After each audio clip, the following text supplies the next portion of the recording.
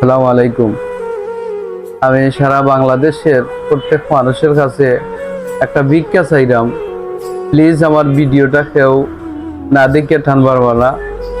আমার গেছে শুক্রবার হইতে আমার দুইটা ছেলে নিখোঁজ। মাদ্রাসা থেকে ছুটি নিয়ে আসার পথে এখনো আমার এখানে আসে নাই। আমি মাদ্রাসাতে গেছে কালকে খোঁজ নিয়ে জানতে পারি যে আমার ছেলেরা ছুটি নিয়ে আসছে। আমার বড় ছেলের নাম হচ্ছে সালমান, দ্বিতীয় ছেলের নাম হচ্ছে মাহিন।